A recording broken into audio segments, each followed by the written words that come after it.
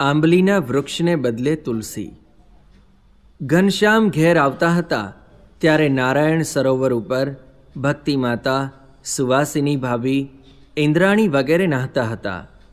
માતાએ ઘનશ્યામને જોયા એટલે તરત જ બોલાવીને કહ્યું, બેટા જલ્દી ઘેર જાઓ, દાદાની પૂજાની સામગ્રી તૈયાર કરવાની છે, તમે તૈયાર કરી આપજો. ઘનશ્યામ દોડતા દોડતા ઘેર પહોંચી ગયા. ઘેર ધર્મદેવ પૂજા કરવાની તૈયારી કરતા હતા. ઘનશ્યામે તેમને પૂજાની તમામ સામગ્રી તૈયાર કરી આપી. પછી પોતે ઓસરીમાં રમવા લાગ્યા. એટલી વારમાં અંદરથી ધર્મદેવે બૂમ મારી, ઘનશ્યામ! જી દાદા, કહી ઘનશ્યામ અંદર ગયા.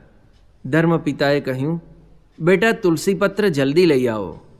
ઘનશ્યામ તુલસીપત્ર લઈને તરત જ દાદાને આપવા ગયા ત્યારે દાદાએ આશ્ચર્યચકિત થઈને પૂછ્યું, બેટા આટલી વારમાં ઠેઠ નારાયણ સરોવર પરથી તુલસીપત્ર લઈ આવ્યા?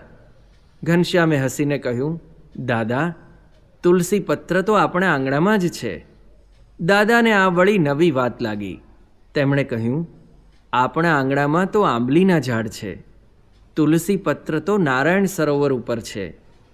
ઘનશ્યામે તરત જ કહ્યું, દાદા આપ જરા બહાર આવીને જુઓ.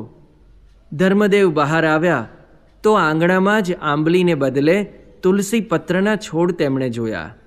વળી ચંદન, અબીલ, ગુલાલ, કંકુ અને ફૂલની વૃષ્ટિ પણ તેમણે ફળિયામાં જોઈ. ઘનશ્યામની લીલા તેમને અકળ લાગી. એટલામાં ભક્તિ માતા અને સુવાસિની ભાભી નાહીને આવ્યા. આ અલૌકિક લીલા જોઈ તેમને પણ આશ્ચર્ય થયું.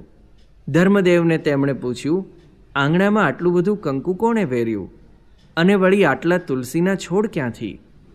ધર્મદેવે ઘનશ્યામ તરફ આંગળી ચીંધી. ઘનશ્યામ હસતા હતા. અંતરિક્ષમાંથી દેવો આવીને ઘનશ્યામની પૂજા કરી ગયા હતા. કંકુ બધું ભક્તિ માતાએ તથા સુવાસિની ભાભીએ એકઠું કરી લીધું. તેનું વજન કર્યું ત્યારે 3 મણ થયું.